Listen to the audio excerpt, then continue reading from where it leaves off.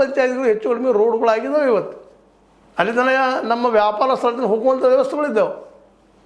ಅಂದಾಗ ಇಲ್ಲಿ ರೈತರಿಗೆ ಏನು ಲಾಭ ಆಗ್ತದಪ್ಪ ಅಂದ್ರೆ ಮೊದಲನೇದಾಗೆ ಬೆಳೆದ ಬೆಳೆಯನ್ನು ಅವತ್ತ ಮಾರಬೇಕಂತಿರೋದಿಲ್ಲ, ರಾಶಿ ಮಾಡಿದ ದಿವಸ ಮಾರಬೇಕಪ್ಪ, ತೊಗೊಂಡೋದಾಗ ಮಾರಬೇಕಂತಿರೋದಿಲ್ಲ. ಎರಡನೇದಾಗೆ ಒತ್ತಡ ಇರೋದಿಲ್ಲ ಮಾನಸಿಕ. ಯಾಕಂತಂದ್ರೆ ಇಲ್ಲಿ ಭಾಳ ಗಮನಿಸ್ಬೇಕಾಗಿದ್ದೇನಪ್ಪ ಅಂತಂದ್ರೆ ಈ ಬೆಳೆದ ಬೆಳೆಯನ್ನು ಇಟ್ಕೊಳ್ಳಿಕ್ಕೆ ಒಂದಿಷ್ಟು ಅವಕಾಶ ಸಿಕ್ತಂತಂದ್ರೆ ರೇಟ್ ಬಂದ ಮರಗಳಿಗೆ ಹಾದಿ ಆಗ್ತದೆ. ತಿಂಗಳು 2 ತಿಂಗಳು ಪೂರ್ತಿ ಒಣಗಿಸಿ ಬೆಳೆಗಳು ಇಡೋ ಸಲುವಾಗಿ ಅಂದ್ರೆ ಗೋಧಿ, ಗೊಂಜಾಳ, ಮತ್ತೆ ಕಾಳು, ಜೋಳ ಇಡೋದಕ್ಕೆ ಗೋಡೌನ್ ಯಾಕೆ ಕಟ್ಟಬಾರ್ದು?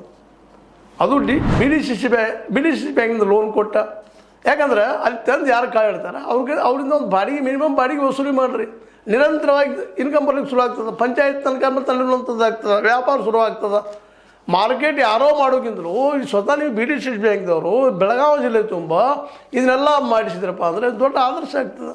ನಾಳೆ ನಿಮ್ಮದೇ ಹೆಸರು ಉಳಿತದೆ. ನೋಡಿರಿ, ಚೋಟುರಾಮ್ APMC ಮಾಡಿಸಿದ್ರು ಹಿಂದೆ. ಚೋಟುರಾಮ್ ಹೆಸರು ನೀವು ಕೇಳಿರ್ಬೋದು, ಇಲ್ಲಂತಲ್ಲ. ಅಭ್ಯಾಸಕರಿದ್ದರು ಜೊಲ್ಲೆ ಅವರು, ಅವ್ರ ಜೊತೆಗಾರರು. ಚೋಟುರಾಮದಿಂದ APMC ಮಾಡಿದರು. ಅಂದ್ರೆ ತಾಲೂಕು ಮಟ್ಟದಲ್ಲಿ ಬಂದು ಕೂಡೋಂಗೆ ಮಾಡಿದ್ರು. ಇದನ್ನು ನೀವು ಅಲ್ಲೇ ಪಂಚಾಯತ್ ಮಟ್ಟಕ್ಕೆ ಮಾಡಿರಿ. ಪ್ರತಿ ಪಂಚಾಯತಿನೂ ಒಂದು ವ್ಯಾಪಾರ ಕೇಂದ್ರ ಆಗಲಿ, ಗೋಡೌನ್ ಆದ್ಕೊಳ್ಳಿ. ಬೆಳೆಗಳಲ್ಲಿ ಬಂದು ಬೀಳ್ತಾವೆ ಸುತ್ತಮುತ್ತ ಹೊಳ್ಳಿವೆಲ್ಲ 4-8 ಹಳ್ಳಿ, 5-6 ಹಳ್ಳಿ, 3-4 ಹಳ್ಳಿ. ಅಲ್ಲಿ ರೋಡ್ಗಳು ಇರ್ತಾವೆ, ತಂದು ಇಡ್ತಾರಲ್ಲ, ಅಲ್ಲಿ ಬಂದು ವ್ಯಾಪಾರ ಖರೀದಿ ಮಾಡ್ಕೊಂಡು ಹೋಗಲಿ ಅಲ್ವಾ?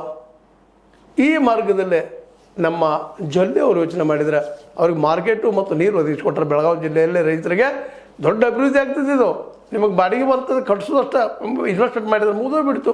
ಒಳಗೆ ಸುರಕ್ಷಿತವಾಗಿ ಇಡೋದಕ್ಕೆ ವ್ಯವಸ್ಥೆ ಮಾಡೋದು, ಗಾಳಿ ಬೆಳಕ ಕೆಡದಂಗೆ 1 ತಿಂಗಳು 2 ತಿಂಗಳು ಇಡುವಂಥ ವ್ಯವಸ್ಥೆ ಮಾಡಿರೋದ್ರೆ ಸಹಜವಾಗಿ ಅವ್ರು ಮಾರ್ಕೆಟ್ ಸಿಗ್ತದೆ, ಬೆಲೆ ಸಿಗ್ತದೆ. ರೈತಗೆ ಬೆಲೆ ಸಿಗ್ತಪ್ಪ ಅಂತಂದ್ರೆ ಅವನು ಬದುಕಾಗ್ತದೆ ಅಲ್ವಾ?